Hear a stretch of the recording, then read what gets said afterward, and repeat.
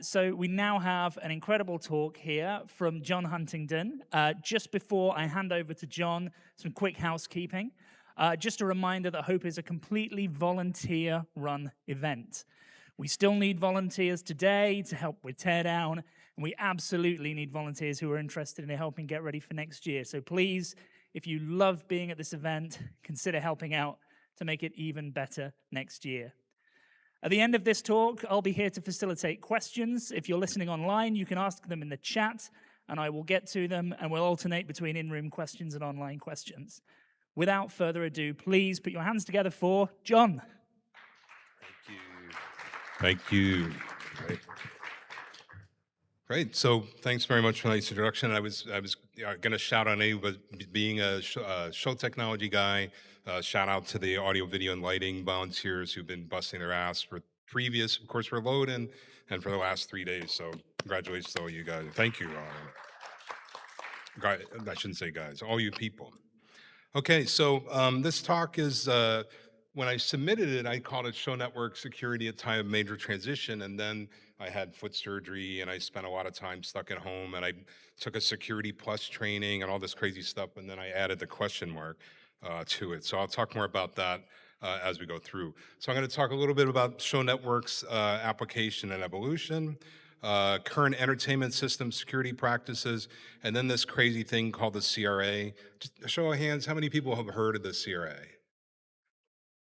You're not allowed to raise your hand. Wow, okay, about 2. It's fascinating. So I only heard about it because I'm involved in this thing called ESTA, which I'll talk more about in a little bit. So we'll talk about a few possible solutions for compliance, and then where do we go from here, and I hope I get through the time for questions. And I have one copy of each of my books, and Jim, who's around here somewhere, oh, Jim's over here, he's handing out raffle tickets, so grab one of those, and at the end, I'm gonna pull 2 names out of the magic Ziploc bag over there, or 2 numbers, sorry. I often do this when I give away a book, I just have people give me a business card or something, and one time at a theater conference, this kid actually gave me his license, which wasn't a great idea, but I did give it back. So where are show networks used? Of course, concerts, theater, performing arts, AV installations, that's a little more, it's sort of a related area, but slightly different. Museums, hacker conferences, immersive attractions, location-based entertainment, theme parks, all over the place. And I'm just curious, anybody didn't think that a network behind a concert, is that new to anybody? In this room, I think most people should know. A lot of people are surprised, I think, to find that out. So I wrote these 2 books I just talked about. I had the original book back in the mid-1990s, and then I've retired that, and I have these 2, which I self-published. I actually did a talk here 5 or 6 years ago about self-publishing, and then about how Amazon screwed me self-publishing.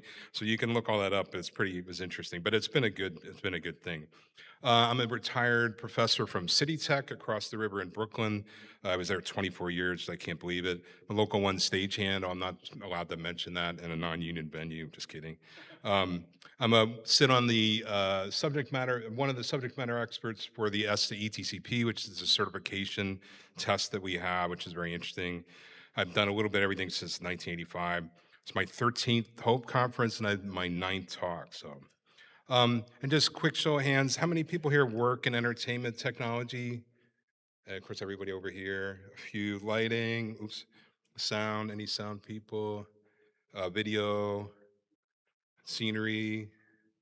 Any networking people here? Okay, any cybersecurity people? Okay, yeah, you probably know more about me than this. So my perspective on this is as an end user, that's my sort of target audience for my books.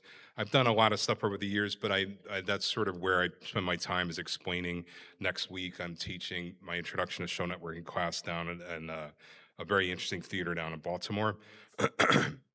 So this is a high-level overview. I am assuming a little bit of networking knowledge in here as I go through things. And this is a very fluid situation, so we can kind of really only outline it at this point.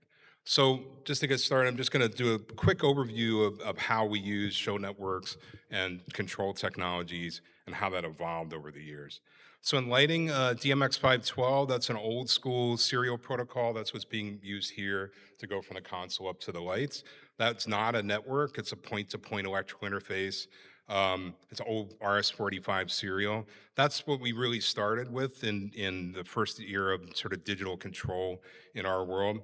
Eventually, that got ported onto the network. Sorry for popping the mic here. There's two primary ways to do that. ArtNet was the first one, and then the open standard one is streaming ACN. Those are both layer 3, if you know about networking. Streaming ACN uses a lot of multicasting. Actually just did a couple posts on my website about multicasting. I wrote like 5,000 words on it, and this is all for the future book edition, and I made a video if you're interested in that stuff. RDM, which is a way to talk back between the fixtures, that's also on the network as well now. Sound, most modern audio systems, when I did sneak and look at the back of this board, I did see a couple Dante ports coming out of there, it looked like, are using networking off-the-shelf Ethernet as low latency distribution for audio and video. The proprietary solution is Dante.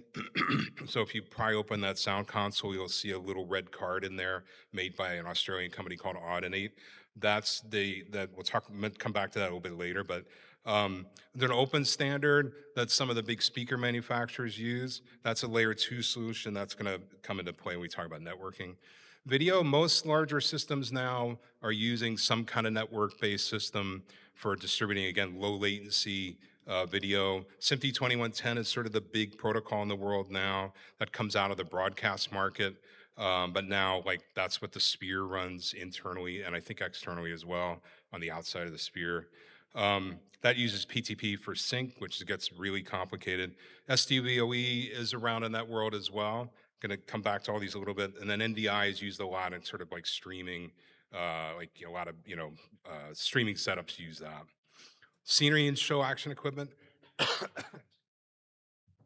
haven't talked this much in a while.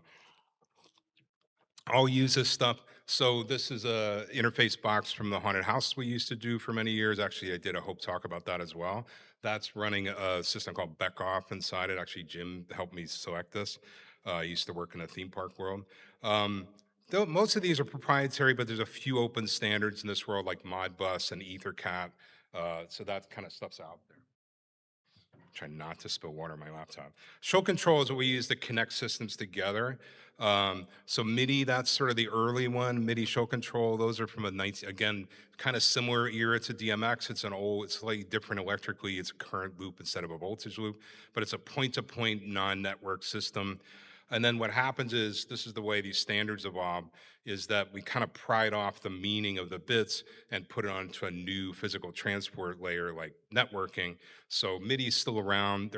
Sadly, there's never really one standard for this thing. The RTP MIDI is probably the most popular. There was never sort of a formal transition onto the network.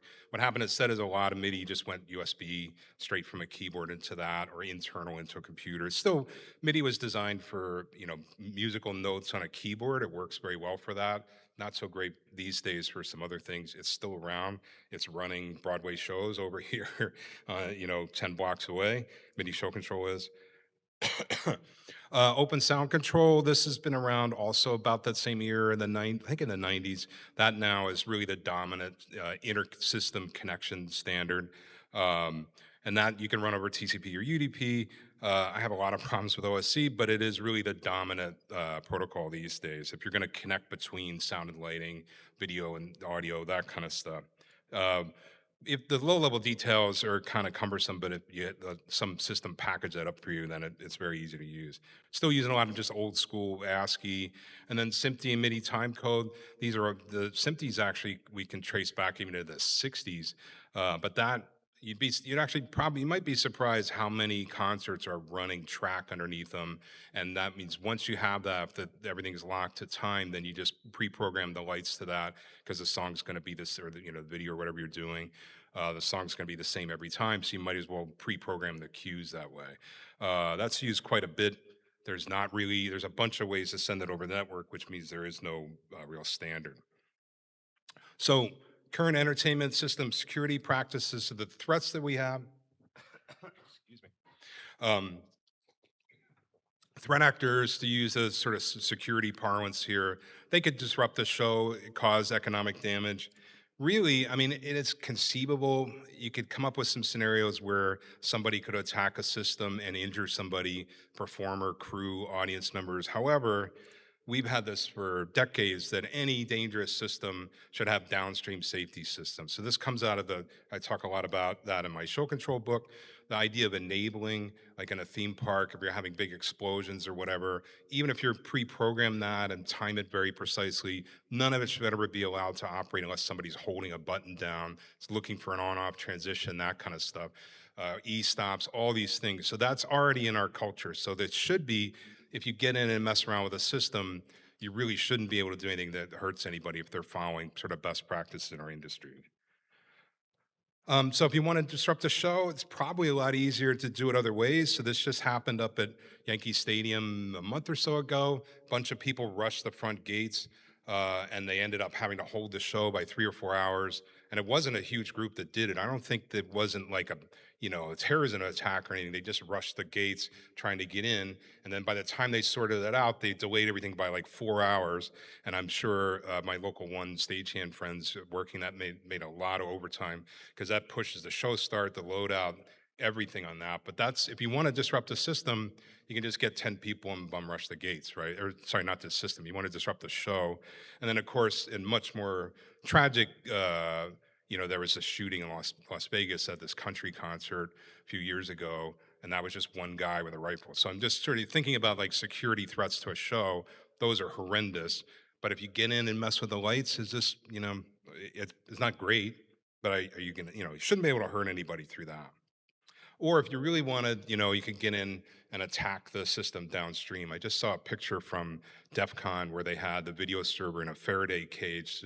People were like trying to get into it and mess with it. So that obviously is an extreme environment. But if you wanted to mess with the show, it'd be easier to get in downstream to do it. I should say, all these things, there are related AV applications that do have really significant security concerns. So we use a lot of the same stuff that they use in like corporate boardrooms and things like that, hospitals where you have privacy concerns, all these things where or that can travel over networks the same using the same tools that we do, like Dante and things like that. Obviously, in that world, they have encryption. Dante is one of the few things that we have that has built-in encryption, or you can turn it on. It's not on by default. Um, so there is a related world where there are significant sort of cyber threats and that kind of thing, and really bad outcomes out of that stuff. I'm sort of talking more about live show production because that's really my world. So current networks, security patches. I don't know if you can see that, but I was out storm chasing and I was in room 215 and very tired trying to get into this Hampton Inn somewhere in Nebraska or something. So security through obscurity is obviously a big part of our world. We're not that well known, in terms of, I mean, most of our technologies are very public, but it's not that well known that how you can get in to do this stuff. It's a kind of a weird little, like, sort of like hacking. It's sort of a weird niche little industry. Physical security, though, in a lot of cases, this can be dismissed as ineffective. And if you notice out here, there's like a Ethernet switch in the hallway just sitting out there, which is I didn't try to plug into it, but maybe that's a trap being here. I don't know, but we already have in our world really serious physical security with a backstage culture. Like we have that; it's built into our world already. If you go to a big concert, the front of house already has security where most of the control equipment is. The backstage, which is where the artists are, they already have security. I'm sure you've seen, there's video like how did Taylor Swift get on stage in her show? They actually put her in a fake janitor's closet and like rolled her out underneath, and so she's in there. Kind of similar to what Trump did the other day, but I think the biggest risk, and this is true in sort of standard cybersecurity, is the inside threat actors are probably the biggest thing we have to worry about. We were doing a little show at school, and the house lights came on in the middle of the show. I'm like, what the? And what happened? We had a student who didn't last very long there who thought that was really funny to turn the house lights on in the middle of the show. So obviously he already had access, control, all those things. Like that's usually going to be I think in a lot of security practices, going to be your big threat. But one thing though that's very different about our world than sort of conventional, a bank or something like that, where they have to take serious security very seriously. I heard another talk today where a guy was talking about he used to work at a bank and they had to get like the Sun OS source code in order to know that there wasn't anything embedded in there, which is pretty thorough security practice. In our world, I mean, again, there's risks, there's things that could happen, but we build pretty strange networks that are very segmented and often typically by department. So on a bigger show, like often the equipment will come out of different shops. So sound will come out of this shop, they'll use this brand of switches. Lighting will come out of this shop, they'll use this. Video uses these. They're not connected at all, and each one is only carrying very specific types of traffic. So the lighting network's carrying lighting data, the sound network's carrying sound, video's carrying video, automation's carrying automation, whatever it's doing. We don't really have this issue of like you're in a skyscraper in Midtown and you have all the departments on the same network and you have to really tightly control that, sort of traffic segmentation. And we're very similar to the sort of industrial control market. We kind of came out of it from that world more than anything else. Now we're kind of big enough that we have products that are made just for us. But we're kind of we're more in common with the industrial control and the SCADA, which is supervisory control and data acquisition, I think.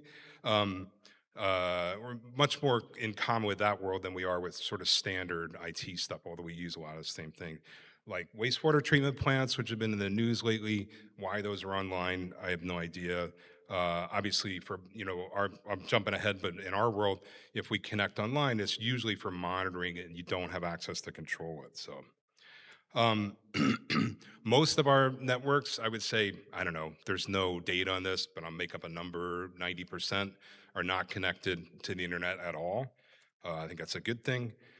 Many of I'd say the vast majority of our networks on all kinds of shows don't even have a router. We do a lot of crazy layer two stuff. I once took the Cisco CCNA, and the instructor was very good. I was talking about small and large networks. I'm like, what's a small network to? And I think he said, this is a long time ago, I think he said less than 100 routers or something like that. And I'm like, our show's systems mostly have 0 routers. So we're in a different, we're getting a little bit into that now, but pretty minimal. Wi-Fi, we do a lot of wireless DMX stuff. That's actually in the same range as Wi-Fi, but it's not Wi-Fi. It's a whole other uses the spread spectrum stuff, but it's different from that. And our best practice generally is, nothing show critical should go on Wi-Fi ever for any reason unless you have no other choice. You have a spinning platform that's doing. Actually wrote some code for the Radio City Christmas Spectacular bus that comes on, and we use a train locomotive remote control.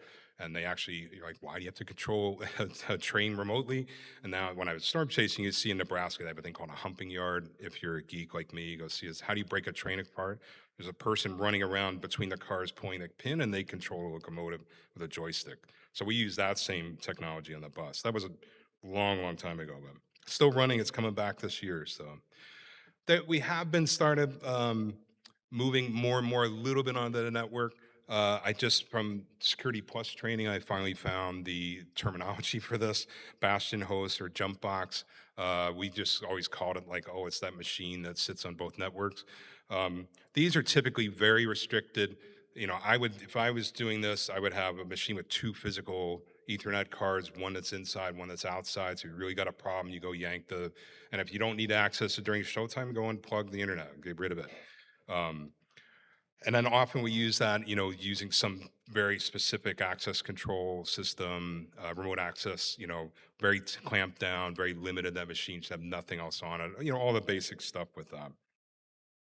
And on that though, in those systems, at least the way I recommend you do them, like nothing else on the system is directly connected to the internet at all.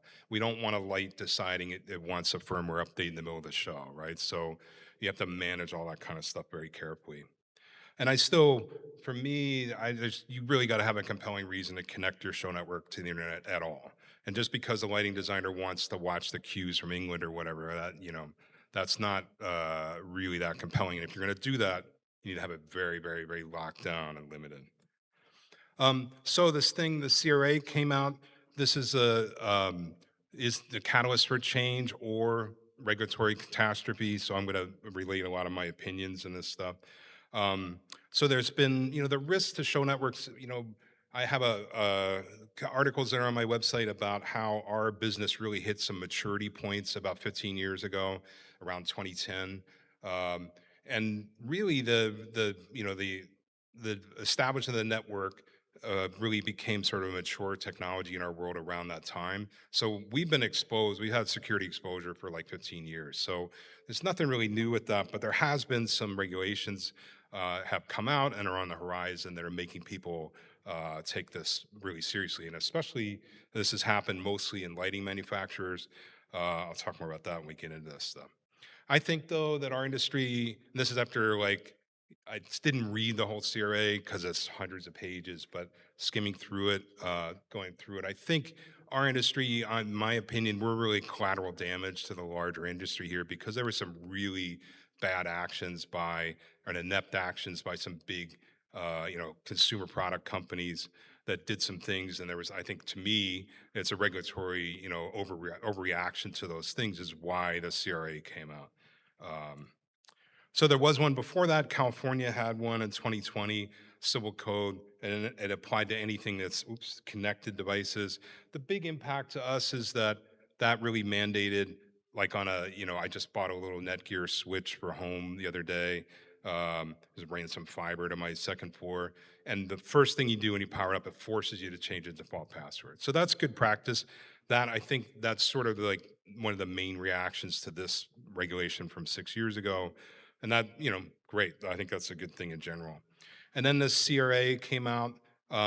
This thing is an EU regulation. This applies to anything with digital elements. That's everything, right? So um, I'm not, you can read this stuff, but I mean, they had some good motivations. They have one of these numbers that I'm very sort of credulous about, like the cyber crime of $5 trillion. Like, that's how many countries' GDP is that? Like, you know, some consultant gave him that number. But anyway, obviously, I'm not poo pooing anything about security. It is a real issue. There are real impacts from this stuff. And the basic idea, though, is that there's vulnerabilities and that the public doesn't understand this stuff, right? They get that, baby monitor and they put it in, and the manufacturer that never forced them to change the default password, and a hacker, very sophisticated threat actor got in by Googling the default password and, getting on open network. So, there was real things to do this. The main objection to this was to create secure products for this. They're really aiming this at manufacturers and create conditions where users can take this into account, so you're buying something that is compliant with this. So I mean, it's good goals, but I think this is like crazy overreaction to. So I didn't read all this stuff. This is one of the few times I used AI, and I disclose it here to summarize this for me. But these ideas, these are all good goals, right? Secure by design, software bill of materials. There was a talk on CRA the other day that got canceled. I was really looking forward to that, but I saw some pushback from the open source community about this. I'd love to hear about that. Everybody knows more about it. Um, Vulnerability handling, secure updates, default security. Can't have a universal default. Have to have set up on first use. A lot of manufacturers, like even that Netgear switch I'm talking about, they're pushing you like, oh, you need our cloud management account. Like, okay, you could bypass that. It's a great article in the ESTA journal about this that came out, and that's where I got this timeline. Very aggressive timeline, so that basically we're, in here, what is it, October, we're almost to the point where we're like harmonized standards expected, and then by next year, 100% fully in effect. So if you're a manufacturer of like lighting equipment and you sell into the EU, this is pretty terrifying, right? If you have something that has none of these things built in, because we've just built these things for 40 years, never really had a problem. It wasn't really an issue in the market, but now you're like, oh shit, I got to deal with this, right? So that I think that's sort of where this kind of came out of. So here's a compliance example, like a security camera, obviously significant privacy risk, and excuse me. So the manufacturer, to make it CRA compliant, should embrace security by design. They should do that anyway, of course. Um, this thing sits in the internet its entire useful life, right? So it's always connected, it's always exposed. But that also means if you need to do firmware updates, things like that, it's already like that camera. Those real link cameras, you can directly access them if you want. I think it's RTSP. Um, you can get it directly, but most people are going to buy their cloud service and do that kind of thing. So with that, firmware upgrades, because obviously you could have a security, issue could come up. They can easily roll out a firmware update, straightforward. The things on the net, it's in a proprietary closed service, no problem. So I'm not saying this is zero work for the manufacturer or anything else, but how you make that compliant with CRA is pretty obvious, right? So let's look at a lighting system. So every single device in a lighting system has digital elements, right? But you get a console from one manufacturer, then you get lights from another or several manufacturers all from around the world, some from the EU, some in China, some in the US. Um, they're all connected using DMX, which is not a network, it's a point-to-point serial protocol. Um, the DMX often these days, for anything more than a short run, you're going to go to a DMX gateway, which is connected to a closed network, and then DMX comes out of that for the connection to the fixtures. Um, and then you have some video server in your lighting system that's directly connected through the network. And you have show grade network switches. So this has become, there's 3 or 4 manufacturers that really now are addressing the needs of our industry directly. And they're actually making switches from the board level up that do this stuff. So we're getting away from using some of the, more common known, some of these are in our market, but you won't see like unless you're Disney or somewhere, you're not going to see a lot of enterprise grade stuff in our world because now we have things that are much easier to configure. And the reason for that, we'll get to that in a second. None of this is on the internet at all. And then in our world, that type of system, that was from a concert a friend of mine was working on down in New Jersey a few years ago. But that's set up in a rental shop in a couple of days or a week by somebody that's not an IT expert. They may be an expert sound, lighting, video person, but that's IT is part of those worlds now, but they're not, some sort of cybersecurity expert in that. So how do you make that compliant, right? That is not easy. That's very, very complicated. So can we improve our security?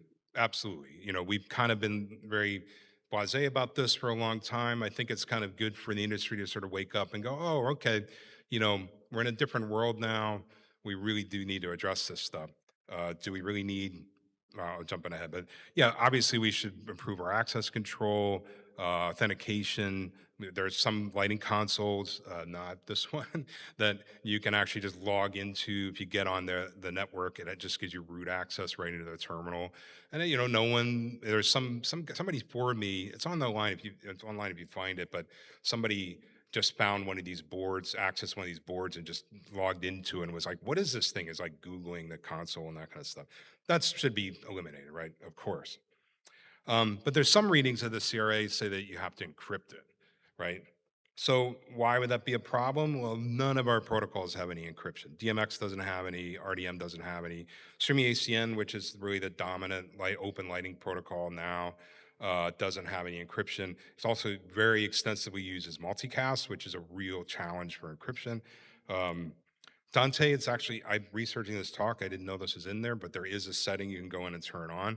That's because in Dante, which is the audio network, they do a lot of work in that corporate government kind of world where the encryption would be, they might be carrying audio traffic on, mixing with other things in a big corporate network, which is not what we do typically on a show. So in that world, that's something they've had to address long ago. ABB Milan, that's the other audio network. They don't have any encryption, but they're only operating layer 2. So is there a security risk? Yeah, but it's even more sort of, I'd say harder, but it's even more obscure than, obviously you can't route it, do anything like that. NDI for video, it is in there. SDVOE, it's possible. SMPTE 2110 though, which is like the backbone of every broadcast network, like the World Cup was just done in this, there's no encryption in it. Modbus TCP, that's one of the one we use for some automation stuff. That you actually can do it by some higher level stuff. EtherCAT, which is a layer 2 automation protocol, they actually have a white paper going, we don't have to worry about this because we're only running a layer 2, so you can make of that what you want. OSC, there's none. MIDI, none. SMPTE MIDI timecode, none. Right, so it's not just like, oh, we're just going to use this encrypted protocol instead of that one. It's not a trivial thing to change over. So solutions for compliance, there's two. I should just give credit. That's Alcorn McBride down in Florida, so that's their quality control lab. Um, the two solutions to address this problem, one is the ESTA, which is the Entertainment Services and Technology Association. That's an ANSI accredited standards making body. The co-chair of one of the task groups is here today. Um, the Control Protocol Working Group, that's the task group I was talking about. I've sat on that for many years. I don't sit in the task groups because now, like, this protocol stuff is just way beyond me. I'm more interested in the sort of higher level architectural stuff anyway, architecture, I mean, protocol architecture. Um, that's mostly, there are other people like me. I mean, I've worked for lighting companies, but I'm mostly a sound person. But I'd say that the drivers of that group are primarily lighting manufacturers.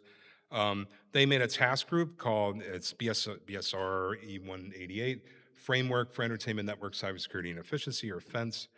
They worked for this for 9 or 10 months, I think, and they put out a protocol which really does.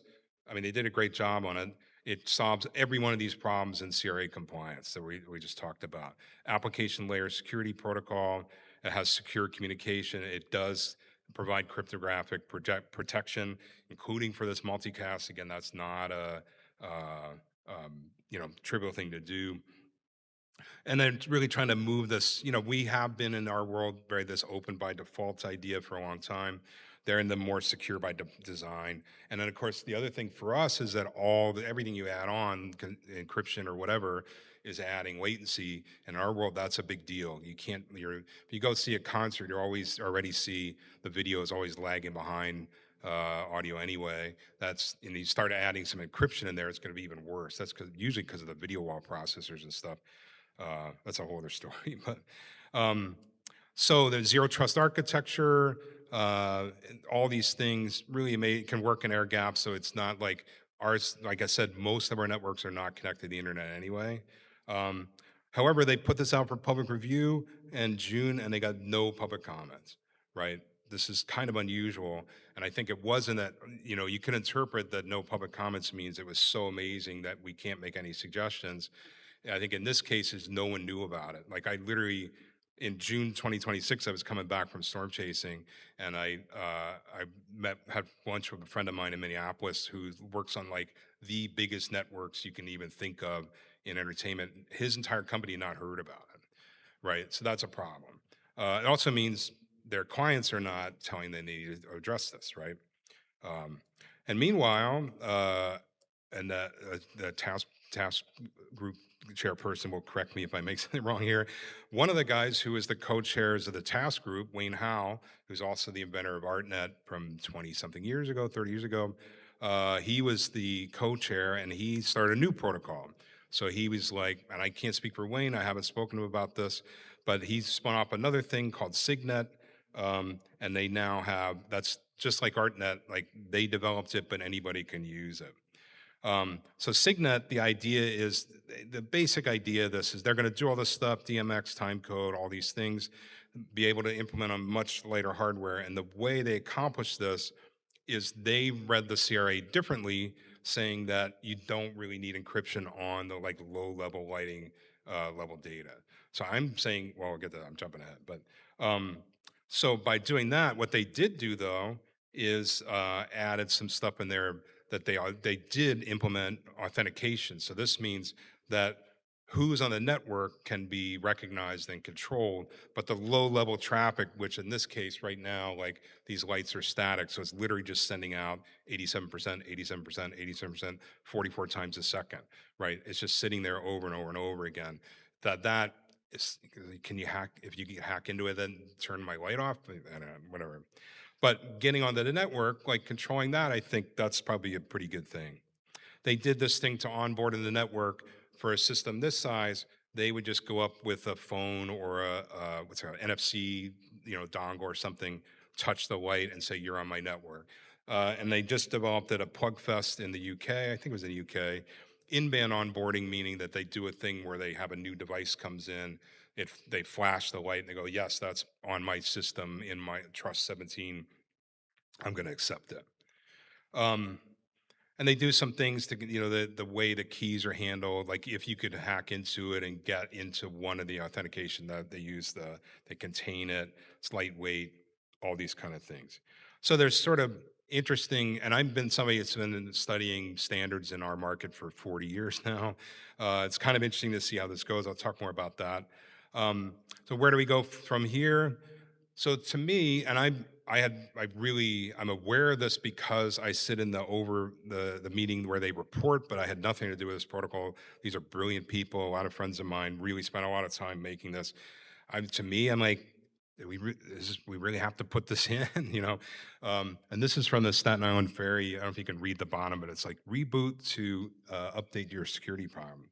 Um, so that's embarrassing for the device manufacturer, but even there, that billboard's still working, right? Is this really, do we need to like make our systems so complicated that we make it impossible to configure and we have to hire an IT specialist on every show? Like, I don't know.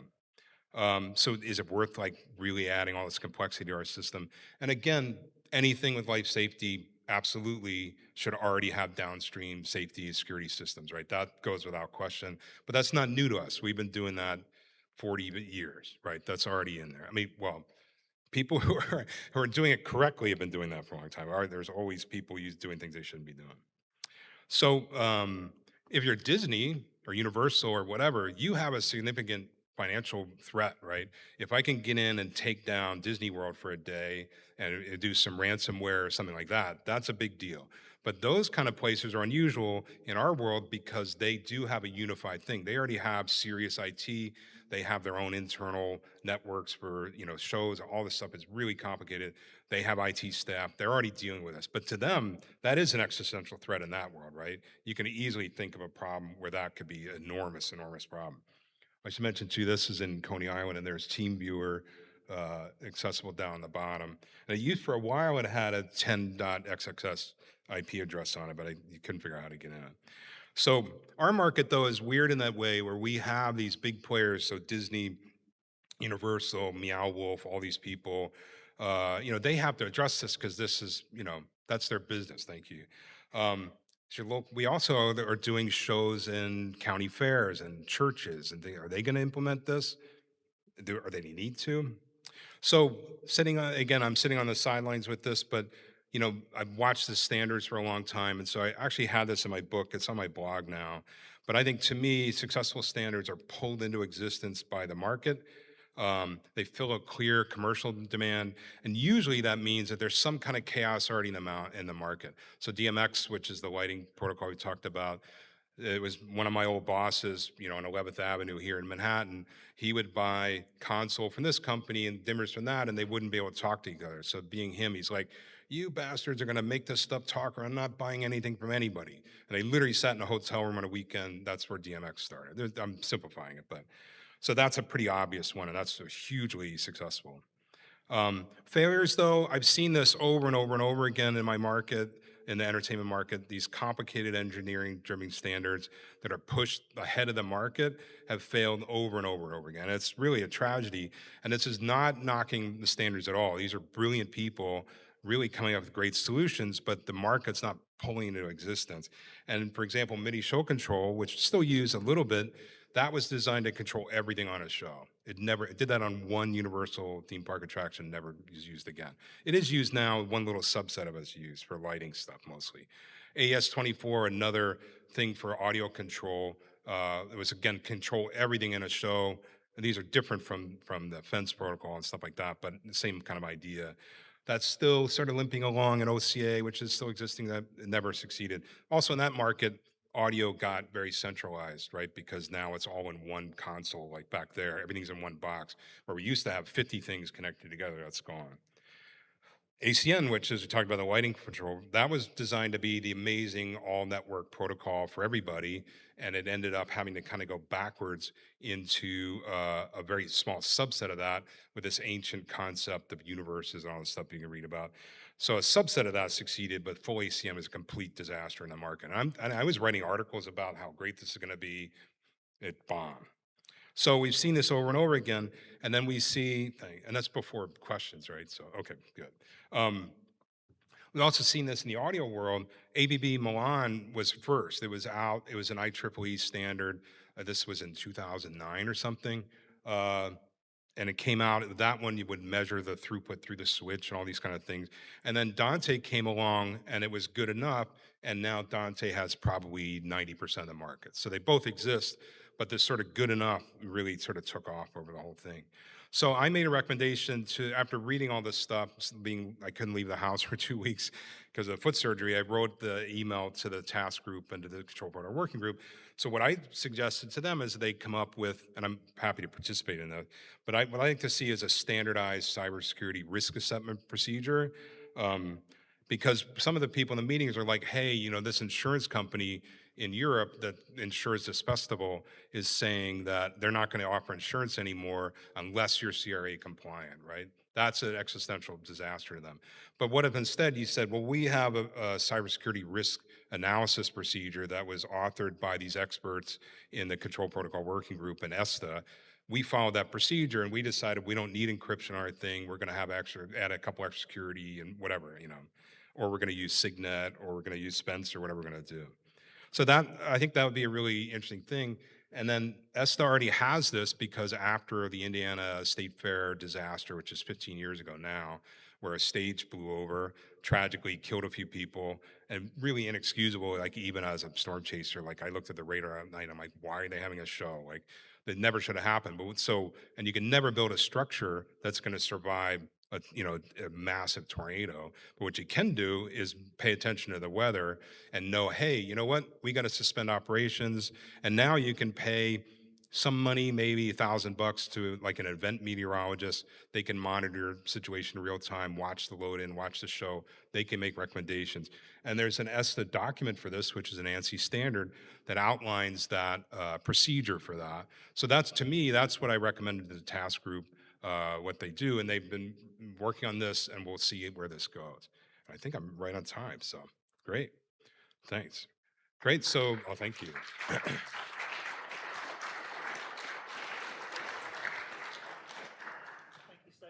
If you'd like to queue up at the microphone for any questions, we'll go with a question in the room first, and then we'll switch to an online question. And sorry, just mention really quickly, where's Jim now? Oh, Jim's back there. Just make sure if you're, I'm going to give away these books in 8 minutes, so make sure you get a raffle ticket from Jim. Really cool talk. Awesome. Quick question. When you were introducing threat actors, one thing that I didn't I'm sorry, I can't hear you up here, though. Oh, sorry.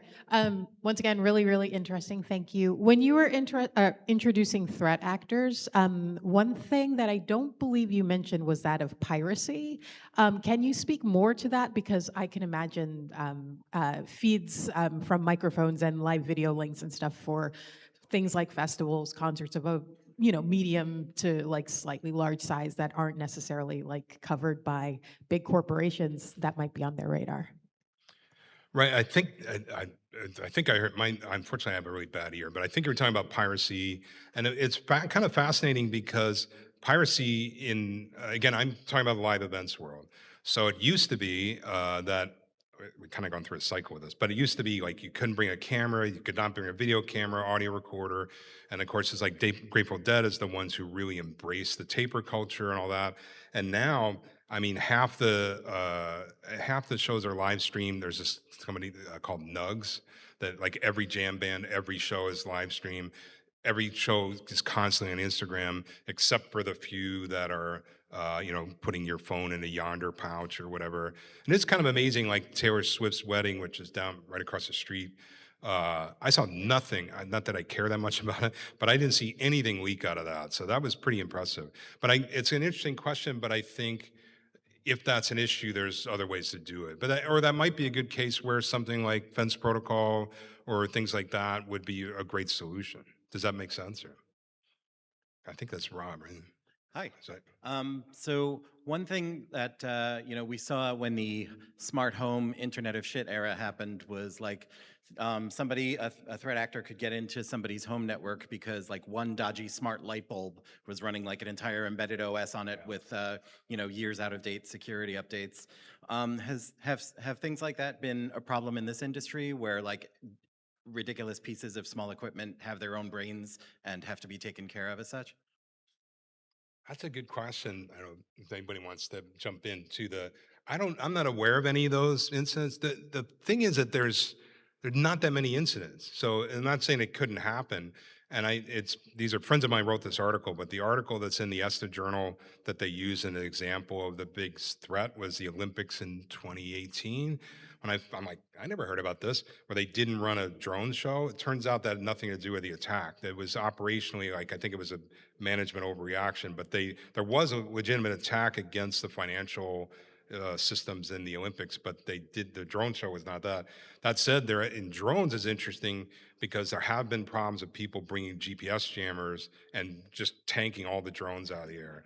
And one of the guys that Niels, I'm forgetting his last name, is one of the drone companies, was the guy who was one of the original inventors of the whole hog, which is a very, you know, legendary lighting console in our world. He's actually working on standards now outside of ESTA, unfortunately, on drone regulation safety. So, yeah, if anybody knows incidents, please send me because I'm interested, and I hope it doesn't happen. But great.